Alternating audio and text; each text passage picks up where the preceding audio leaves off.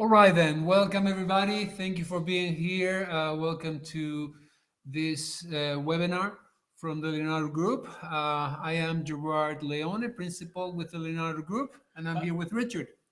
Hi there, I'm Richard Ron. Let's turn the camera on. What do you think, Gerard? Yeah, let's go ahead and See how we look.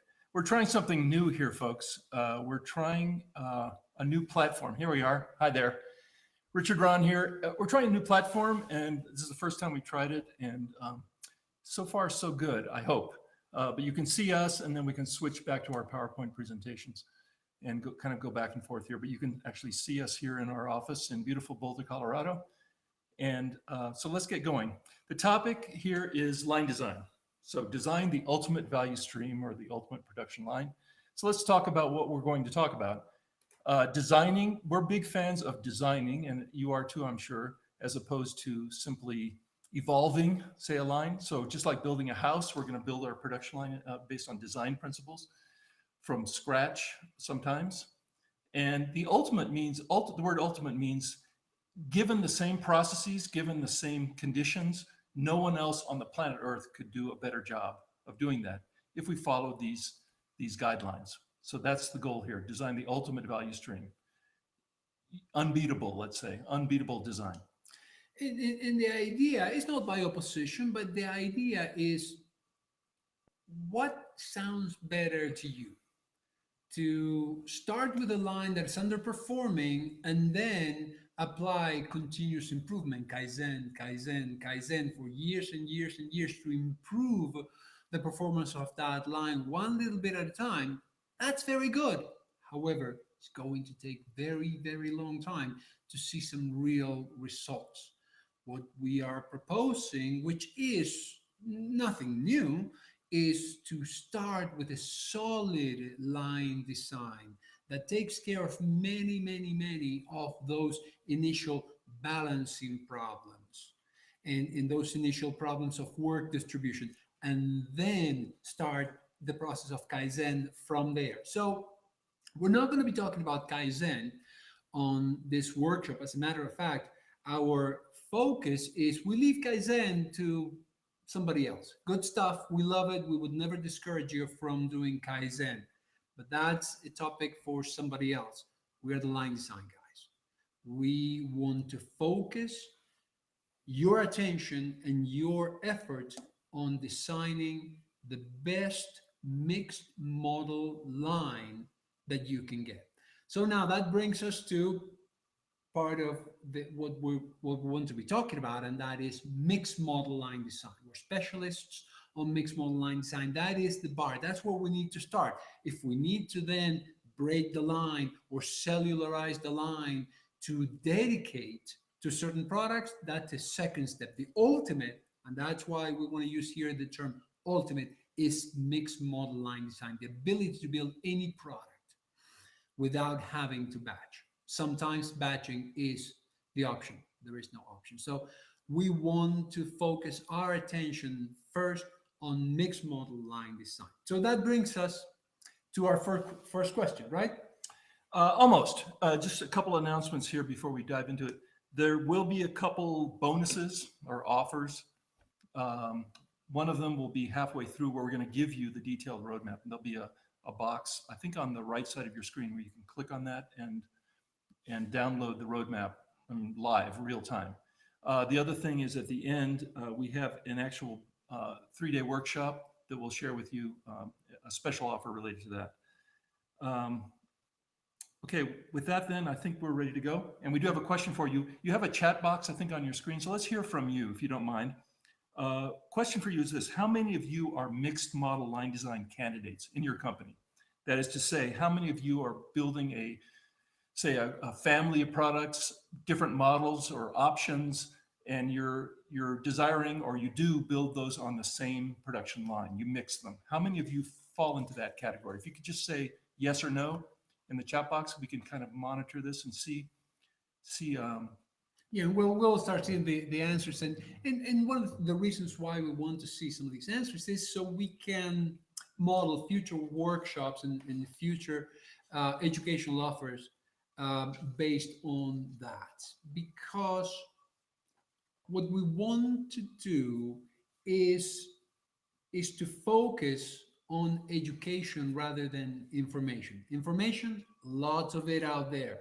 Education, not so much. So what we want to do with that is to start looking at this concept of education. We're going to spend a few minutes discussing with you what is this concept of education. So what are we seeing in the It looks just scanning the answers. Say Walters, yes. Camille, hi from Camille. Hi Camille. Uh, Dan, yes. Shakir, yes. Low volume, high variety. Well, that's an interesting one. That's going to be a topic of a future, what we're calling graduate course. yeah, Um, job shop environment job right shop. there? Yeah. So you say so no. Well, don't give up on it yet because we have been able to. You're pointing in the right direction. However, there are certain circumstances under which mixing in a job shop environment is possible. But you're thinking. Yeah, right but there. thanks for the feedback. It looks like about half of you or more, like 60 or 70% maybe said yes, and then we have some interesting opportunities. If you said no, as Gerard said, maybe it's not really no. Yeah. Maybe there's a fit Yeah. here Yeah. for you as well. And for those of you who are saying yes or you're saying no, don't think that just that the only solution is mixed model line design. That is not an accurate depiction of that reality. Mixed model line design is unquestionably the ultimate line, but there are many levels of achieving very high performance. As a matter of fact, one of the things we're planning on doing, and we're starting next week, is doing some graduate courses. Um, we recognize many of the names that have signed up for the class, and many of you have attended our workshops at Toyota Material Handling or some of our private workshops. And you know our 3-day class. Only so much we can teach you on that 3-day class. And sometimes, and we have discussed this many times, oh, wouldn't it be nice to be able to take this topic on which we can spend only 15 to 20 minutes in a 3-day class and really speak about it for as long as we can. Well, we're starting with that next week, and we're going to spend time on the topic of manufacturing cells, something that we just don't have the time to discuss in class, and manufacturing cells really apply to the job shop environment. Job shop, aerospace, medical products. A lot of people build their products that way. So that's an exciting one. Yeah. So next week we'll send you an announcement about that. Yeah, and from there we're going to be doing quite a few graduate courses, meaning after the class, expect taking certain topics that we will greatly expand over. Hey Gerard, here's a shout out for us from Janetta. Says hello, looks and sounds great. Well, thank Oh, you. thank you. I don't think she talks about us, but I anyway. think she is. The good news is that you're not going to have to put up with our ugly mugs for much longer. We're about to switch on to the presentation again to transition into this very important topic, which is education. We have been doing this for a very long time, and we are in the business. We have been in the business of providing information. We have decided that we want to do a lot more than that. We want to really provide education. So we're making a distinction here between those two things. Exactly. There's a ton of information. Every month that goes by, I'm sure you've seen this too. It amazes me. It actually blows my mind. The information that's easily available via Google or via the internet. I mean, any obscure topic, you can do a search on it and find information on it. It's just unbelievable. And we expect to pay very little for that, really. Mhm. But that's not the same thing as getting educated, just finding information. We want to draw the line there and really focus our attention on getting educated as opposed to just providing information to you, right? To our colleagues and to our clients. So with that, shall we switch over? So with that, yeah, let's stop the torture and Let's see if we can do that. Oh yeah, it's working. look at that. Yeah. Beautiful. Okay, here we go. Present to everyone. Present to everyone. Okay, there we go. And And give us a little shout out here if you're able to see that. Everyone seeing this? yes. Or not everyone has to reply, just a few. A few of you. Don't worry about that. Thank you. Thank you for the ones that answered. So don't worry about it. Okay. Thank you. So let's talk about this distinction between information and education. I have to start by saying that we have been in the information business for a very long time. Buy one of our books, information. Why is that information? Because you are a passive observer. You are reading something, or you're sitting in class, that information comes into your brain, and unless you do something about it, well, that's where it ends. You have to take the initiative to do something about that. So the other aspect of information that it got us thinking is this fact that you go to a class, you acquire all this information, and it's you acquire it in batch mode, right? And how many times have we talked about the difference between batch and flow? We want to flow the information so you can do something with it and have it become education. So that is a key distinction between information and education. The knowledge, you learn it into as a batch. Also, is a solo endeavor. You're on your own. You read the book, that's you. Unless you're part of a book club or something to that effect, it is just you. At the end of the class, at the end of reading the book, there are no results to show. And that's an important fact. Again, don't get me wrong, we are not speaking against information. Information is very important, and information is an element of education. But one thing we want to make sure we accomplish, and we help you accomplish, is to make sure that you have something to show for what you learn. Being batch knowledge, that knowledge is a lot easier to forget. So you will see that that knowledge will start slipping off your hands pretty quickly, unless you do something with it. So you start to see a theme here, right? We're talking a lot about doing something with it, something with that knowledge. Yes. And the other aspect of it is that information, you pay for it, even if you pay little, is cost. You spend on it. There is no associated revenue, there's no associated profit with it unless you do something. So let's contrast this with the other side of the coin. Okay, so education. So we have information education. So what is different about an educational approach? Well, it's kind of the opposite of each of these points. So passive, active. So what do we mean by active? Well, ideally, as you learn something, you're actually able to apply it, and as quickly as possible, really.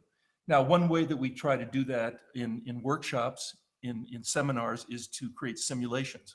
But the best application, the best activity would be to actually do something in your own factory or in your own environment, something real, as opposed to a model or simulations. That's the active component that ideally would be built into our learning.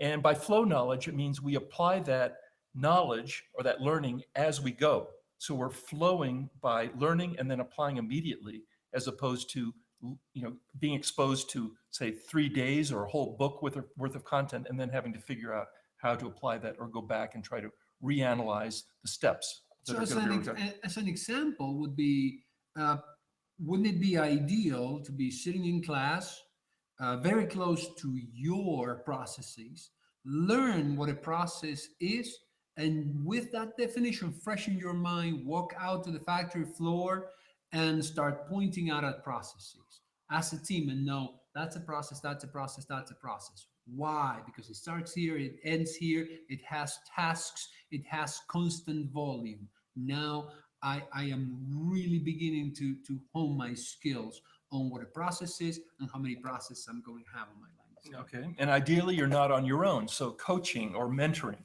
So if you want to become a world-class tennis player, you have a coach. And if you want to become a world-class scientist, you have a senior professor or a PhD that's guiding you along. I mean, pick any human endeavor, and you have this idea of coaching and mentoring. And so it would be the same thing for lean and for mixed model line design, that you have a coach that you can ask questions to and proceed in that way. So inherent deliverables. So ideally, within our learning experience, we're combining learning and then actually accomplishing things. So that there's payback or results sooner than later. Uh, so you can enjoy the benefits of what you're doing as you go along, rather than waiting until the end, and then at some indeterminate point in the future, you actually achieve some results. And where we really want to take you is at the end of education in line design. We want you to have designed a line and see the benefits of improved productivity, of improved manufacturing cycle time, and that pays for itself. That turns cost into actual revenue. Okay, and then sticky knowledge means you remember it, so it sticks, right? Sticks in your mind. And this is not often the case when you're trying to drink from a fire hose. There's so much to learn, and you're not actually applying what you're learning. So in this case, with this education-based approach, you're actually applying what you've learned, and therefore you're going to probably remember it a whole lot better. And then, of course, as you gain the benefits, the actual hard dollar benefits, this actually becomes a revenue-generating process rather than simply a cost center or cost process, because you're actually gaining benefits by implementing these ideas quickly. So that's a big difference there. In fact, you could even say that your investment in education is actually self-funding, because you get trained for free. Yeah, in a sense, or negative working capital, right? You're actually achieving benefits ideally much greater than the actual cost. So that's our approach, and that's where we're going with all of the workshops and training that we do in the future. We're trying to take this approach to education, and I think it's important to try to accomplish that, because otherwise, we're kind of, you kind of understand where you are today, or where we are with the information-based approach is not getting us there as fast as we would like. So hopefully this approach or this refocus of our educational opportunities makes sense to you. But the idea is that now, you armed with this education, you gain the ability to impact the bottom line of your company. And with that, or to be able to impact the bottom line of your company, you need to decide what projects you're going to be working on. So, and what kinds of projects, where those benefits come from. So these are terms that I'm sure you heard about: Kaizen, continuous improvement; RIE, rapid improvement. It depends on who you work with, right? Or who you learn from. You could call it a workshop, a rapid improvement workshop, a Kaizen. Accelerated improvement workshop. Exactly. Yeah. There are many different ways of looking at it. Basically, think of the 1 week project, right? We get a team together, we hammer that project really hard. By the end of the week, we want to show results. The other side of that coin is the long-term project that people refer to as Kaikaku, right? And line design falls more within the realm of Kaikaku. Even though you're not going to hear us use too many Japanese words here, we just want to make sure that we address these terms. And where do these benefits come from? Many of you have been trained on Lean. Great, good for you. Six Sigma, great stuff, good for you too. And have been trained on many different things. Let's focus on Kaizen, because that is one aspect of Lean that is very emphasized. So think of the universe of potential benefits, right? And they generate dollar savings of some kind or another. Exactly. So where are these coming from? Well, there are two broad possibilities. One is suggestions or small projects. We're calling suggestions here. The other one is larger Kaikaku type projects. Mm-hmm. And there are studies, and we can point you to those studies that show, as a matter of fact, they are quoted in Toyota Kata, the book Toyota Kata. That's one good read, folks. Write that one down. Yeah, page 178, I think, in our edition. Yeah. Talks about this very study. And they clearly speak to the fact that of all the potential financial benefits, only 10% will come from Kaizen. Now, don't you think that we're trying to discourage you from Kaizen? Kaizen is an absolute necessity. You must engage in Kaizen. But the other 90%, they come from a well-designed line. So picture that. And there are some folks that have written some very good stuff about this, saying, as a matter of fact, this came from Dr. Womack a few years back, saying, hey, I may have been misleading you, telling you about the importance of Kaizen. Kaizen is important, but he used the term to pre-Kaizen the line, to make sure that the line is solid enough, robust enough, so it doesn't need to be Kaizened as much. We're going to talk a little more about Kaizen. It's important, but you can tell why we want to focus on on uh, line design, because that's where the money comes from. That is where the benefits are going to Yeah, come and in from. fact, we heard this directly from the folks at Toyota Material Handling in Columbus. And what they told us was that their internal Kaizen project or program was really trying to accomplish two things. One was to build a culture of continuous improvement and engagement of everyone in the workforce. And the other thing they were trying to do is create a training ground so that people that were starting from, say, new with the company could grow in their understanding, grow in their scope, so they could take on bigger and bigger projects and eventually get to be able to manage a Kaikaku type project Yeah, over yeah. time by doing, starting small and growing from there. So that makes a lot of sense. But the reason we're talking about this is you as a lean professional, presumably, you need to understand that focusing on things like 5S, great, that's great. Good stuff. Yeah, Yes. necessary, but it's Yeah. not going to generate a lot of bottom line benefits, Yeah. most likely. So with that, can I ask a question? And folks, please, just yes or no. Do you have lean staff dedicated to projects in your company?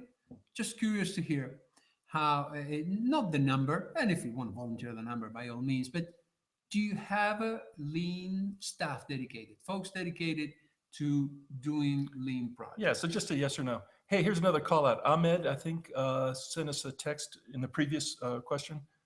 He's in the service industry. Oh, So maybe we can touch on that briefly as well. But we're primarily talking about manufacturing here. yeah. But Gerard, I know in particular, has done some service type work, meaning non-manufacturing, applying basically the same tools that we're Yeah, talking about here. So basically Ahmed, the same tool. don't give up hope. Absolutely, completely applies. As a matter of fact, those of you who know us, and we recognize many of your names, um, eh, Richard is the principal in charge of our manufacturing practice, lean, mixed model line design, and I am the principal in charge of our lean hospital practice. I've been doing line design for so long that I love doing these workshops. I love teaching. I love still helping a few manufacturing clients, but that's what I do, and everything I'm telling you is exactly what I apply to is what I apply to um, our hospital clients. Okay, and thank you too for your feedback on the quality of the transmission here. I noticed some of you are having problems. This is being recorded. It looks like some of you maybe had some problems and then are coming back online. I'm not sure. But this is the first time we've used this platform, so we'll look at your comments and try to get it figured out for next time. And part of the reason why we're saying all this is because our director is nearby, and he can hear us complaining about the quality of the sound. So he's right now feverishly trying to fix it. Okay, so ready for our first offer. Let's get into that. This document is a PDF file, line design roadmap, and we were selling it for quite a long time for $295. We're giving it to you now for free. We're still selling. Oh, we're still, yeah. Sorry, we're still selling Flow Publishing, but you can download it right now for free. I believe there's an offer. An offer box should be coming up. And by the way, folks, on the recorded version of this webinar, the offer doesn't work. Only works on the live. So please go ahead and make sure that you download it now. You do not need to reference it as we speak, but for you to keep. All right, and if you go to flowpublishing.com, you will see there that is for sale, is $295, and we want to make this information available to as many folks as possible. And that is going to be the heart of this discussion, the roadmap. That's the heart of this discussion, the roadmap. So we're about to transition into that discussion. Make sure you click on the offer, save it, and if for some reason it didn't work, just go ahead and complain to Richard. Yep. So let's should we do a quick dive into the roadmap? Yep. Let's go. Now, the roadmap is a multi-page document, and it's quite detailed.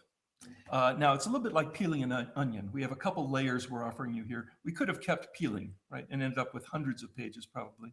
But what we have here is a top level and then a detailed level below most of these activities, or all of these activities, actually. So, Gerard, why don't you give us a little tour here? Yeah, first, the logistics of it.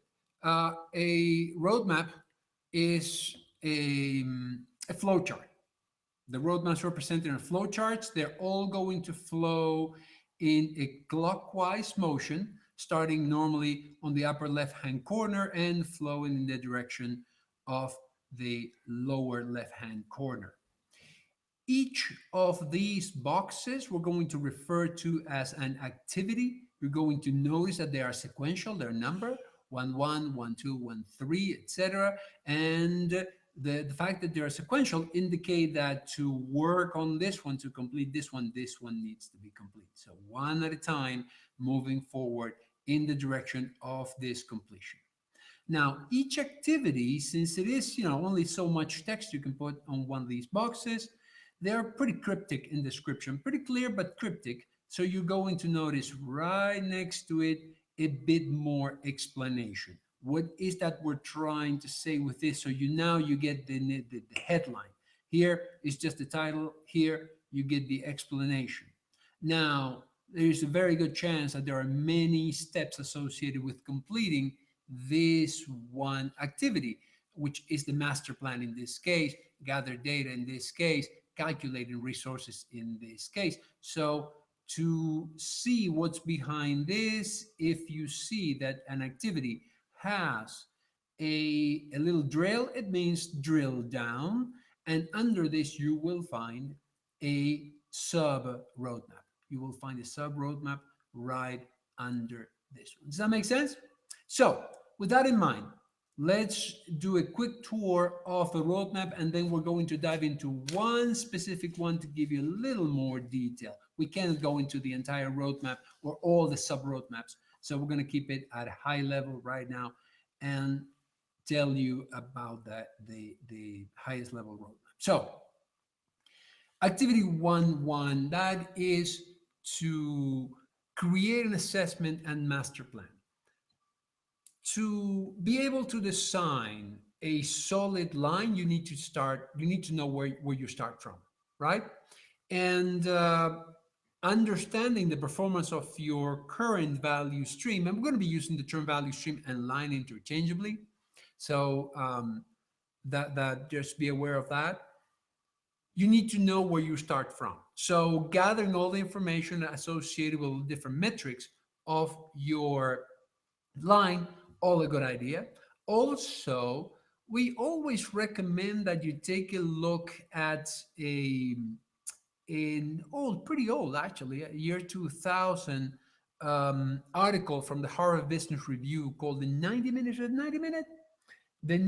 assessment, or reading a line fast. Read a line fast. Read a line fast. So take a look at that article, because that teaches you to read a line or value stream in a very short period of time. But digging much deeper than that, we recommend that you use value stream mapping. Value stream mapping is a very good technique, not 100% perfect by any means, but a very good technique. We recommend you use it and bring all that information to bear along with your marching orders. Put together a master plan. This is where we're going. Put together a master plan. With that master plan, you can use it as a refereeing tool. Every time there's a disagreement, you can look at the team and say, folks, is this in the master plan? Or are we now incurring a mission creep and trying to fix global warming, while what we're trying to do is to get this line to work? So have that master plan. Your next step is going to be to gather data. Oh, before we leave the master plan, Please do. you've got the roadmap, right, downloaded, or you will. And one opportunity is to convert that roadmap that we've given you into a detailed Gantt chart, because you'll notice that these activities are pretty sequential. So one thing has to happen before another thing can happen. And one of your opportunities, if you have a project like this, is to go through the roadmap that we've given you and convert that to a time phase plan, with timing, with resources assigned, in using a tool like Microsoft Project, for example. Yeah. This would convert beautifully to that kind of environment. Yeah. And that would give you actual timeline and detailed task assignments to your team. Right? Now, if you choose to take this roadmap and use it as inspiration to make your own, you think we're going to get jealous? Absolutely not. We're going to love it. As a matter of fact, one of our clients with whom we have a great relationship and we treasure our work with them, put together their own roadmap, a very extensive roadmap with many activities that are very specific to them. So there may be some activities here that you need to customize for yourself. Absolutely. We're not going to get jealous. As a matter of fact, if we can learn something from you, hey, that's what we're here to do, to learn from each other. So next step, gather data. What data? The data you need to put together that line design. So here, there is a very extensive list. As a matter of fact, this one, there is a very extensive sub roadmap there, because in the data you're going to have identifying the products, identifying the volumes, identifying the processes, putting together the process flow diagrams, putting together all the process flow matrices. And if you go to class, you'll see that at least you have 5 of them, of those process flow matrices, figuring out families, a very long set of data. And this is where this issue of education versus information really comes into play, because I can tell you, here's the list, here's the book, here's the list, go figure it out. Or to say, okay, now that you finished this lesson on gathering, identifying products and gathering volumes, go do that, then come back to the next lesson. And that's one thing we are doing with our online class that will soon be live, is to divide it into lessons and follow each lesson with an assignment for you, with even the goal of getting you certified after presenting a project and passing a test. Now, with that data, then there is one specific aspect of that data gathering that we really want some extra focus on. That is activity 1.2, and that is the development of standard work definitions. 1.3. I'm sorry, 1.3. Yeah. Standard work is very important. It serves its own activity. It serves a clear understanding of what tools you're going to use. If you were to take a class with us, there is a form we present to you. By no means the only or the best out there. It is one that we have used. It works very well. We call it the standard work definition, not because we invented that standard name. So standardized work, very important. And again, this is going to be part of the assignment. Depending on your level of maturity, this one activity 1.3 could be the most time intensive of all of them. Oh, yeah. If you're lower on the maturity scale in terms of your standard work definitions. Mm-hmm. Many of you probably already have them, but they certainly, at a minimum, they need to be reviewed. Yeah, or this may be an activity that you actually get it started and you work it in parallel with the rest, because we have done many line designs on the basis of time estimates, because the time to develop standard work would have been forever, and that would have delayed the results too much. Yeah, let me say something about times too, because that's included in our documentation of standard work as standard times. And our recommendation there is let's document times that are realistic. that are real and not factored up and down with all kinds of adjustments for fatigue and delay, et cetera. You can add those factors later, but let's try to develop times that are realistic. That is to say, observable. You can observe someone doing those tasks, and it more or less corresponds to the times you've documented. Otherwise, as you see, as we go down this roadmap, we're going to end up with results that are going to be hard to understand if your times are not accurate. I mentioned that because we've seen this, where the times don't really correspond directly to the work. All right, 1.4, calculate resources. Not just resources, there's some calculations we need to do at this point, typically using an Excel spreadsheet. They're not difficult, but you do need to understand how to interpret the results. So we have something called takt time, effective work minutes. But of course, the end result of our calculation and data collection is to know how many people we need and how many machines we need in our line design. That's what we're going to be laying out. So calculating resources is not difficult, but again, the hardest part is to understand what you're looking at and how to interpret that data and how to validate that data and how to make sure that that data makes sense. And the idea is that process by process, you will calculate the number of resources needed, people, machine, combination of both. Also, the number of in-process Kanbans, meaning units in work in process, and the number of signals you need for the line to flow properly according to takt. Yep. Okay, 1.5, define workstations. So once we have some calculations done, typically at the process level, now we need to break it down even further, because a process could be something like final assembly, but we have many different people, many different physical locations where the work gets done. So that's what we call define workstations. We're going to have to balance that work across multiple stations so that that work can flow at a designed rate, which is what we call takt time. So again, this is a pretty labor-intensive activity here, define workstations, because a lot of thought needs to go into not just dividing the work as best we can, but also everything that goes along with the work. So we have all the materials, we have the physical space, we have the tools, we have a lot of details.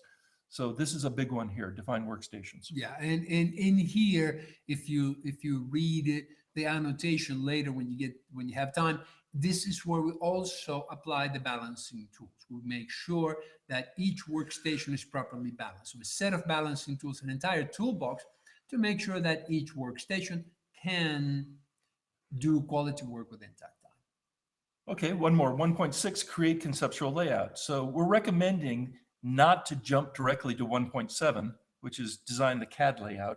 I know there's a temptation to want to do that, but we're saying, no, don't do that yet. Let's get the team around a conference table with some Post-it notes and some pens and markers, and let's lay out what we're calling a conceptual layout, meaning let's define which processes are going to be lined up in parallel or do work in parallel versus sequentially. Let's understand how the material delivery aisles and paths are going to be set out, but at a high level, and get agreement on that.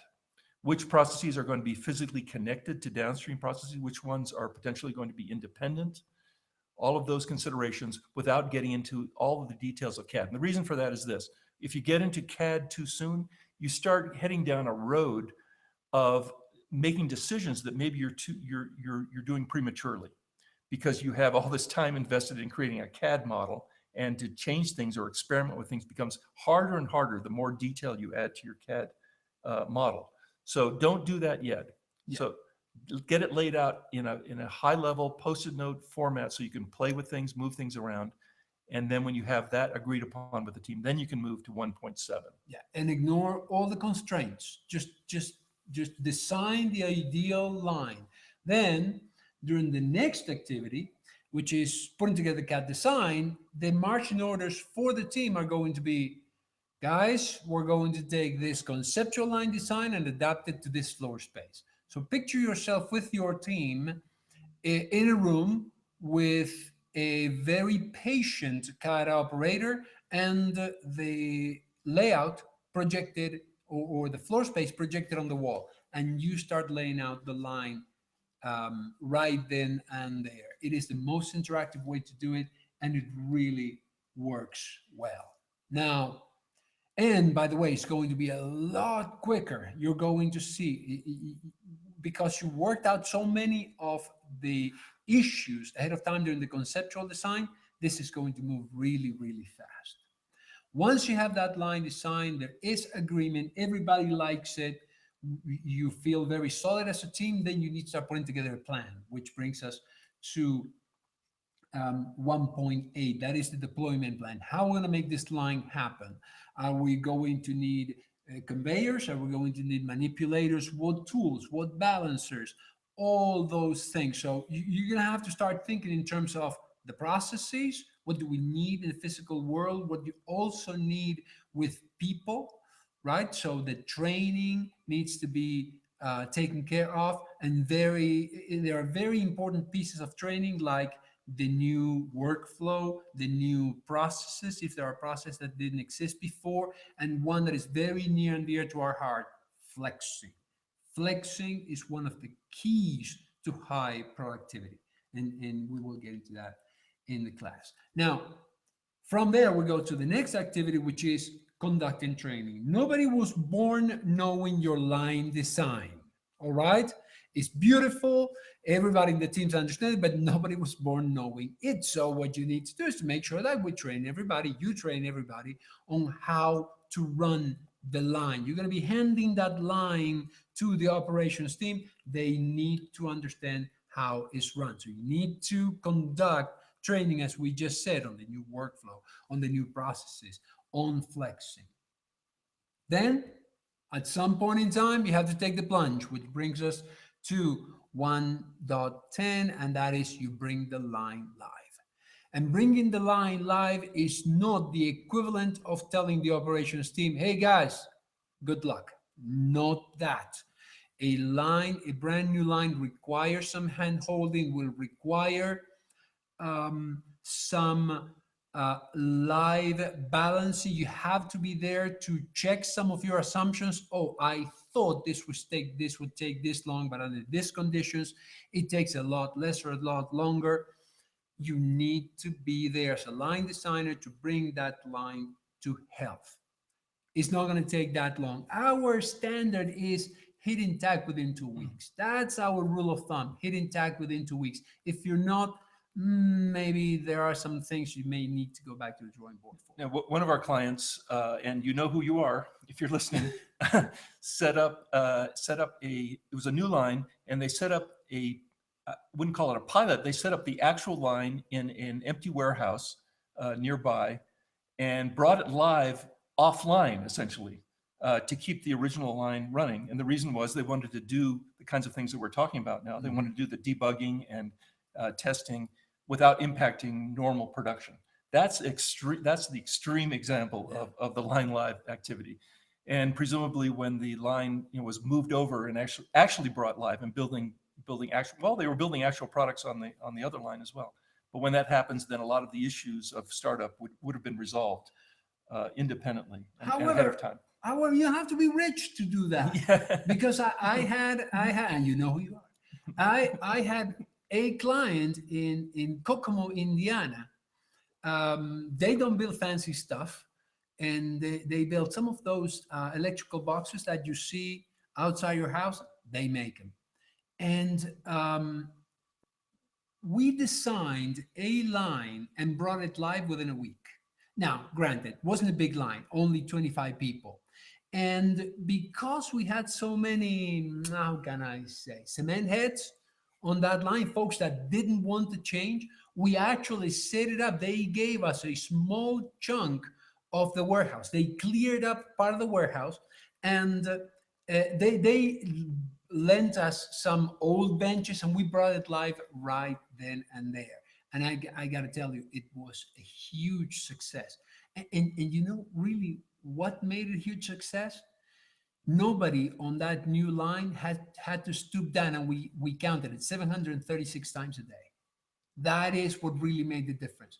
And at the end of the week, when they had to go back to the old line, they asked, do we have to go back? Can we just keep this one? Well, it was in the middle of a warehouse with old stuff. So what's going to happen is that you're going to come up with a very, very good line design. Is it going to be perfect? No, that's the key.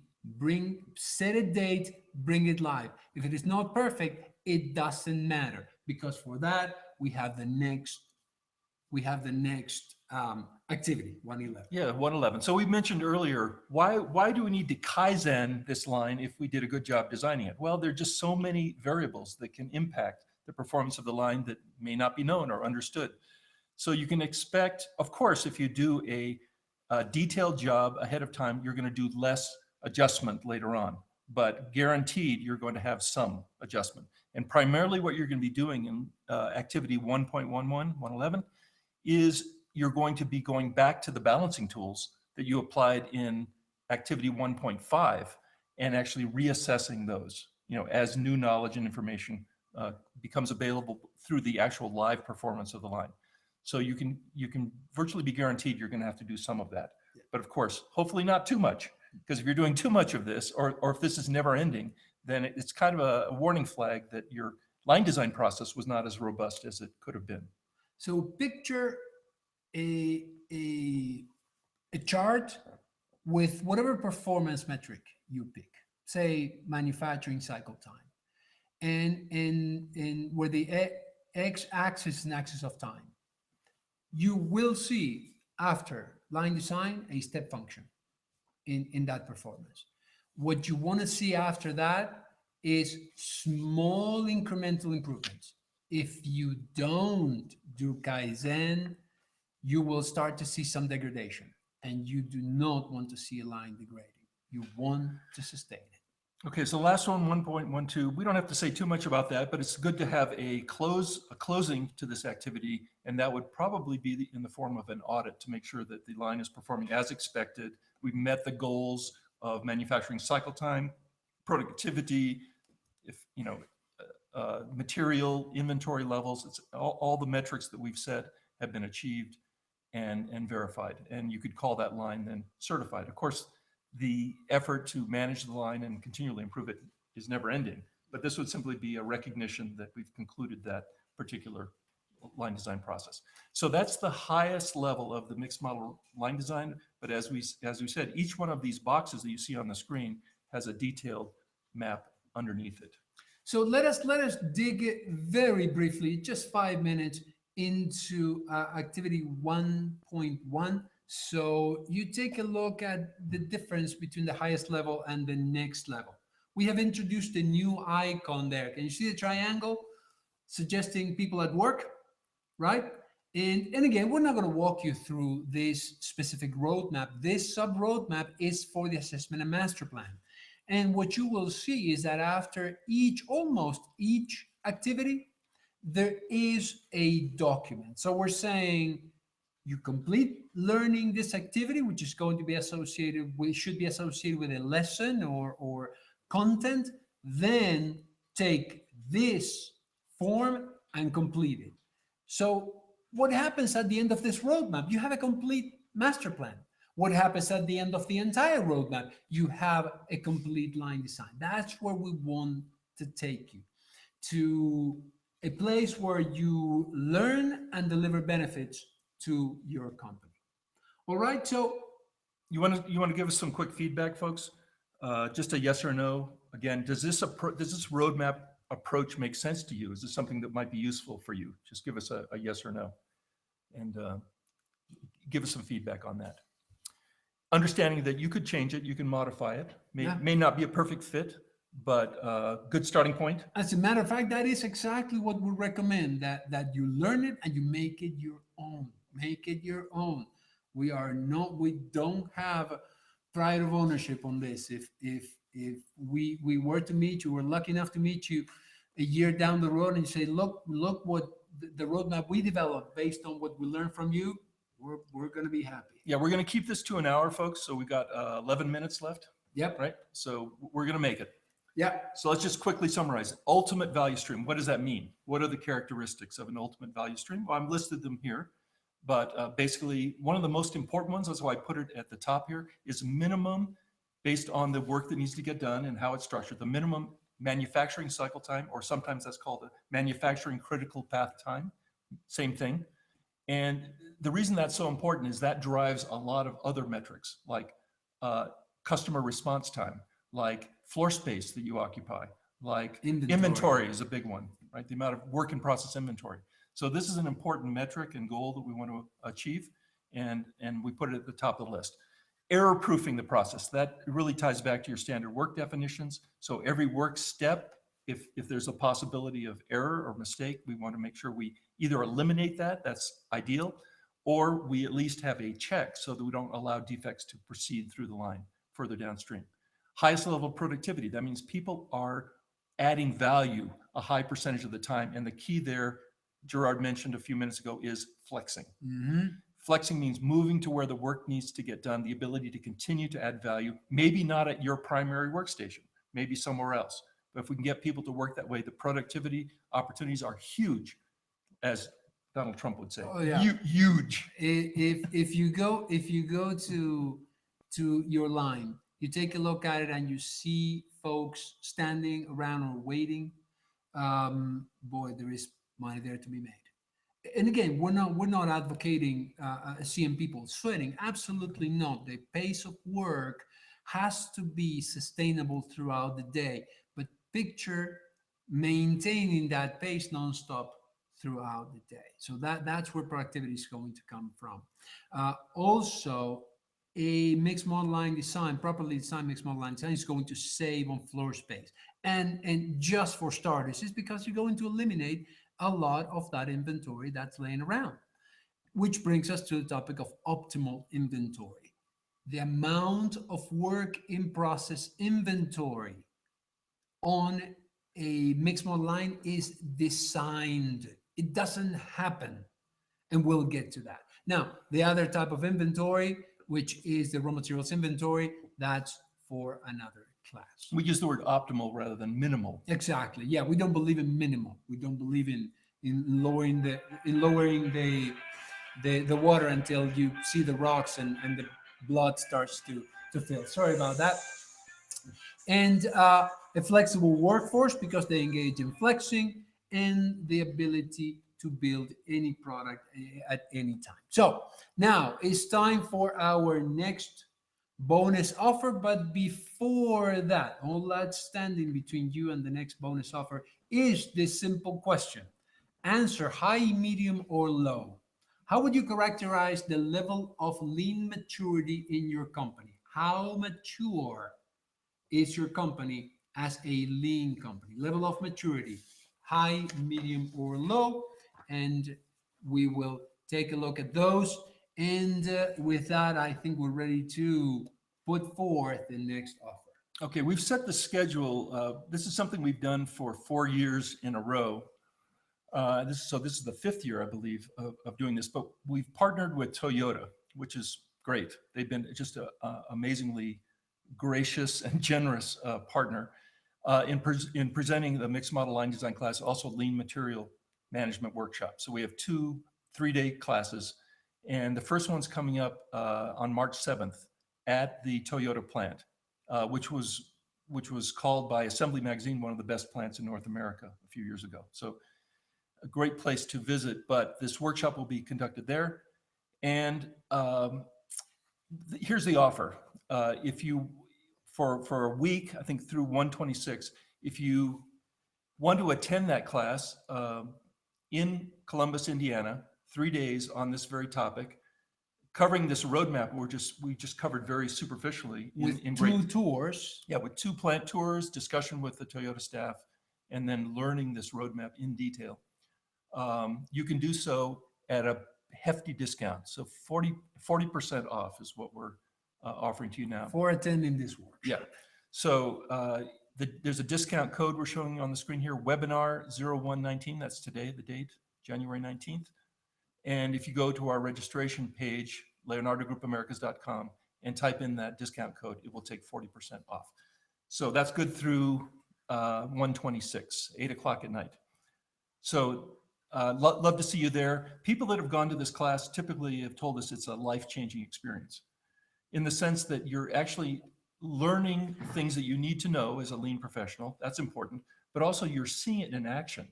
You're actually able to get out on the floor and see this at a world-class facility. And that kind of, that kind of exposure will just stay with you the rest of your career. There's no doubt about it. On future projects, the rest of your career, you're going to be thinking about what you saw and how you could apply it in your own way, in your own factory. Now, those of you who know us, you know us as the Leonardo Group, and we shall remain the Leonardo Group. However, you're going to start seeing this logo and this name, and that is the Lean Design Institute.